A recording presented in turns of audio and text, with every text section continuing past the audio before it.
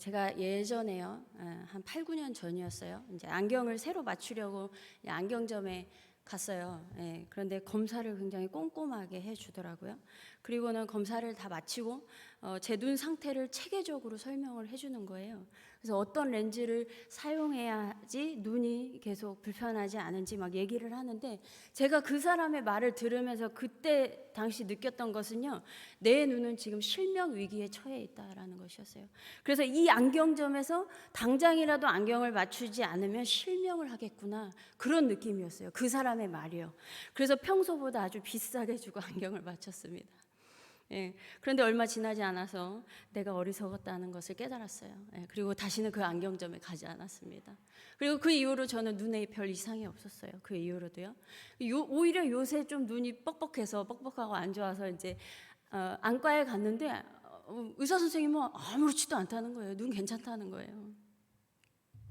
그런데 돌이켜 생각해 보면요, 그 사람의 말에는요, 제 판단력을 잃게 할 만큼 설득력이 있었어요. 예. 논리적이었고 체계적이었습니다. 그래서 제가 설득을 당했어요.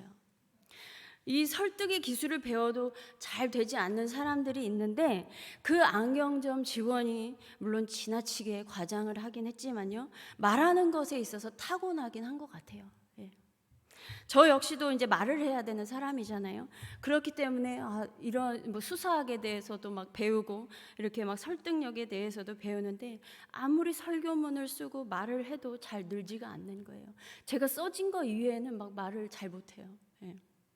그리고 그래서 이제 사역을 처음 시작할 때요, 말을 잘 할 줄 모르니까 이제 막 성경에 있는 말씀대로 막 기도하면서, 이사야서 50장 4절에 주 여호와께서 학자들의 혀를 내게 주사 나로 곤고한 자를 말로 어떻게 도와줄 줄을 알게 하시고, 시편 45편 1절에 내 혀는 글솜씨가 뛰어난 서기관의 붓끝과 같도다, 이 말씀으로요 막 기도를 했어요. 하나님, 제게 학자의 혀를 주세요. 하나님, 제가 이 서기관의 이 글솜씨가 뛰어난 이 서기관처럼 그 혀를 주세요 막 하면서 기도를 해왔어요. 그럼에도 늘 한계에 부딪히는 거예요. 늘 누군가를 설득하기에는 한계에 부딪혔어요. 그런데 저와는 다르게 이 고린도전서를 쓴 바울은요, 어릴 때부터 수사학과 관련하여 많이 배웠을 것입니다. 그리고요, 유대인들은 어릴 때부터 서로 토론하는 문화예요. 서로 논쟁하는 문화입니다. 그리고 당시 그리스와 로마 문화도요, 수사학이 굉장히 발달되어 있어서 논쟁하기를 즐겨하는 문화였어요. 그럼에도 고린도후서 11장 6절에 보면요, 바울은 자신에 대해서 뭐라고 얘기하냐면요, 내가 비록 말에는 부족하나 지식에는 그렇지 아니하니 라고 하면서 자신의 말에 대한 부족함을 나타내고 있어요. 그래서 바울이 말하기를, 내가 비록 말에는 부족하지만 내가 너희에게 나아가 하나님의 증거를 전할 때에 말과 지혜의 아름다운 것으로 하지 않았다라고 하고 있습니다. 그러면서 4절에 내 말과 내 전도함이 설득력 있는 지혜의 말로 하지 아니하고 다만 성령의 나타나심과 능력으로 하였다라는 것이죠. 그 이유가 너희 믿음이 사람의 지혜에 있지 아니하고 다만 하나님의 능력에 있게 하려 하였노라라고 말씀하고 있습니다. 바울이 예수 그리스도를 전할 때 사람의 지혜의 말이 아니라 성령의 능력으로 복음을 전했다는 거예요. 그런데 우리가 육신만을 위한 것을 말하는 것이면 설득력만 있어도 돼요. 육신만을 위한 것이라면요. 그러나 영혼의 구원과 관련해서는 설득력으로 다 안 되는 게 있어요. 설득력 이상의 것이 있어야 되는데, 어떤 때는요, 설득력이 필요 없을 때도 있어요. 설득력하고 아무 문제가 없어요. 아무 상관이 없을 때가 있어요. 그냥 전후 맥락 없이요, 내가 그리스도를 만났다, 와서 보라, 그냥 그 말에 그 사람이 그 말만 듣고 가서 예수 그리스도를 영접하는 거예요. 아무 논리도 없어요, 이 말에는요. 제가 예전에 어떤 글을 봤는데요, 군대에서 이제 후임이 예수를 믿고 교회를 다니니까 이제 선임이 이렇게 얘기한 거예요. 예수 믿으면 못하는 게 굉장히 많은데 뭐가 재밌다고 예수를 믿냐라고 하니까, 이 후임 이제 비아냥거리면서 얘기했어요. 근데 이 후임도 되게 이렇게 어떻게 이렇게 얘기했나? 근데 병장님은 다 할 수 있는데 재미 있으십니까? 라고 한 거예요. 그러면 예수 안 믿고 다 할 수 있는데 재밌으시냐고 이제 잘 얘기했겠죠. 맞지 않도록 잘 얘기했겠죠. 그때부터 그 후임의 말에 그게 뇌리에 꽂힌 거예요. 그래서 계속 생각하게 된 거죠. 그렇게 할 수 있는 거 다 해도 생각해 보니까 재미있는 게 없는 거예요. 그래서 예수를 믿게 됐다라는 거죠. 나 예수 믿어야겠다. 이렇게 살아도 재미가 없구나 라고 해서 이게 무슨 앞뒤도 없잖아요. 이렇게 복음을 전하는 데에는 논리와 설득의 말보다 더 중요한 것이 있다는 것이죠. 가장 먼저 내 안에 복음, 이 진리가 있느냐라는 거예요. 바울은 그래서 2절에서 내가 너희 중에서 예수 그리스도와 그가 십자가에 못 박히신 것 외에는 아무것도 알지 아니하기로 작정하였다라고 말씀하고 있습니다.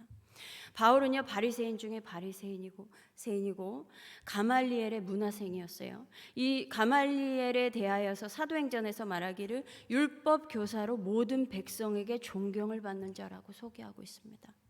바울은 이러한 당대 최고의 선생에게서 배운 엘리트였어요. 다양한 학문을 접했을 것이고 지식에 출중했을 것입니다. 그리고 대제사장에게 예수 믿는 사람들을 죽일 공문을 받을 정도로 유대 지도자 계층에서도 어느 정도 인정받고 있는 사람이었을 거예요. 그런데 예수 그리스도를 만난 후에 날 위해 십자가에서 죽으신 예수 그리스도만 알기로 작정했다는 것입니다. 물론 바울이 말하는 것은요, 세상 지식 다 필요 없다, 몰라도 된다가 아니에요. 알아야죠. 바울이 예수님 믿기 이전의 것을 배설물로 여겼다고 해서 공부도 필요 없고 안 해도 된다, 이 세상 소식 아무것도 몰라도 된다, 그래서 단절하려고 하는 것은 바람직하지 않습니다. 다만 그동안 바울의 중심에 세상의 것, 이러한 학문과 학벌과 가문, 이러한 것이 자리 잡고 있었다면 이제는 예수님이 자신의 중심에 자리 잡게 되었다는 것을 말하고 있는 거예요.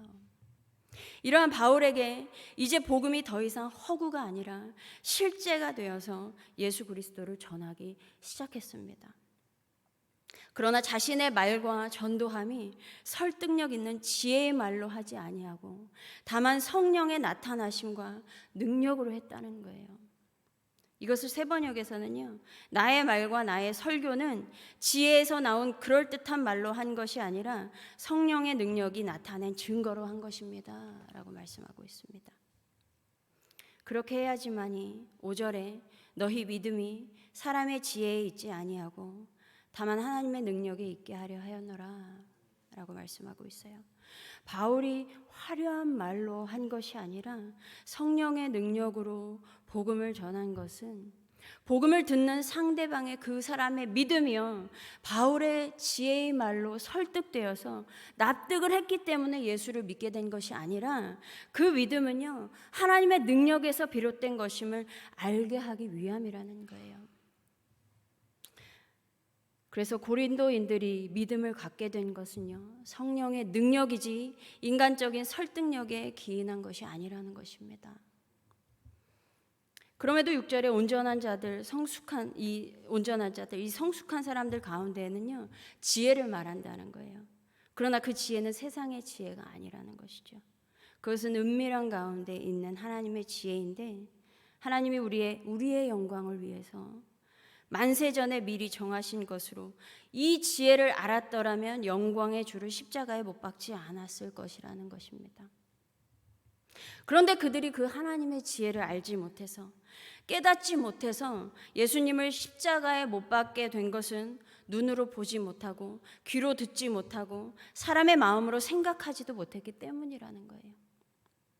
예수께서요 공생애때요 바리새인들에게요, 나는 이 세상을 심판하러 왔다, 못 보는 사람은 보게 하고 보는 사람은 못 보게 하려는 거다라고 했을 때 바리새인 중에 예수님을 따라다니던 자들이요, 우리도 맹인이라는 말이에요? 우리도 눈먼 사람이라는 말입니까? 그러니까 예수님께서 너희가 눈먼 사람들이라면 도리어 죄가 없을 것인데 그런데 너희가 지금 본다고 말하니 너희의 죄가 그대로 남아있다. 그러니까 너희는 지금 보지 못하는데 보고 있다고 착각하고 있다라는 거예요. 예수님은 이러한 자들에게 당신들은 눈먼 사람이라고 말씀하고 있는 것입니다. 이렇게 하나님이 그럼에도 불구하고 그들을 사랑하시는 하나님께서 그 하나님이 그 자기를 사랑하는 사람들에게 예비하신 모든 것을 만세 전부터 예비하신 그 지혜를 봐도 보지 못하고 들어도 듣지 못하고 마음으로 깨닫지 못해서 예수님을 십자가에 못 박았다는 거예요. 그러면 하나님의 지혜를 알게 된 자들은 어떻게 알게 되었는가? 어떻게 하면 하나님께서 만세 전에 미리 예비하신 지혜를 보고 듣고 깨달아 알 수 있는 것인가? 라는 것이죠. 그것은 10절에 오직 하나님이 성령으로 이것을 우리에게 보이셨으니 성령은 모든 것 곧 하나님의 깊은 것까지도 통달하시느니라.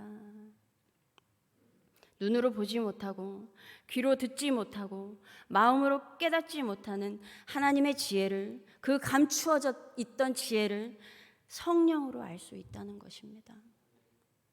예수님께서요 제자들에게 보혜사 곧 아버지께서 내 이름으로 보내실 성령께서 너희에게 모든 것을 가르쳐 주실 것이고 내가 너희에게 말한 모든 것을 생각나게 하실 거라고 말씀하셨어요.